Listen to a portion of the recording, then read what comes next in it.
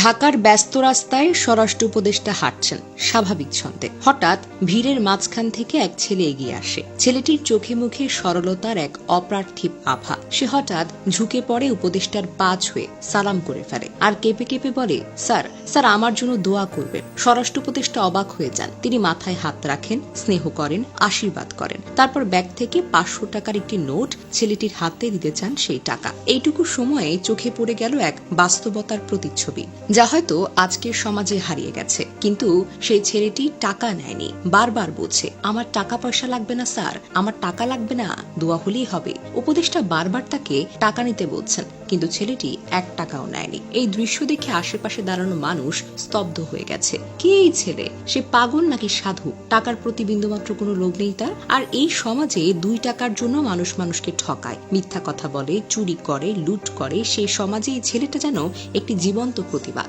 ছেলেটি টাকা না নিয়ে দৌড় দেয়। স্বরাষ্ট্র উপদেষ্টা খানিকক্ষণ তাকিয়ে থাকেন ছেলেটার পিছু পানে, তারপর আবার তাকে ডাক দেন। ছেলেটা ফিরে আসে। তিনি আবার তার মাথায় হাত রাখেন, একটু বেশি ভালোবাসা নিয়ে। এই ঘটনার ছবি মুহূর্তে ভাইরাল হয়ে যায় সামাজিক যোগাযোগ মাধ্যমে। মানুষ কাঁদে, কেউ লেখে, এই ছেলে যদি পাগল হয় তবে আমরা কি সুস্থ? এই পাগল ছেলেটা হাজারটা চোর, বাটপার, দুর্নীতিবাজের চাইতেও শ্রেষ্ঠ।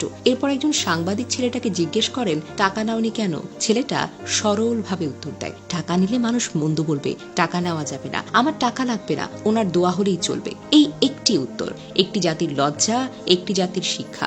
আজ যারা কোটির উপর কোটি টাকা আত্মসাৎ করছে, যারা পদ পদবি বেছে খাচ্ছে, যারা ঘুষ দুর্নীতিতে আকণ্ঠ ডুবে আছে, তারা কি এই ছেলেটার মতো একটি বাক্য বলতে পারবে? এই ছেলেটি আমাদের শেখায়, সম্মান পয়সা দিয়ে কেনা যায় না। আত্মমর্যাদা মানে পাগলামি নয়, বরং সত্যিকারের শক্তি। সমাজকে বদলাতে উচ্চশিক্ষা নয় দরকার, সৎ হৃদয় ও নির্লোভ আত্মা। এই ছেলেটা আমাদের আয়নায় দাঁড় করিয়ে দিয়েছে।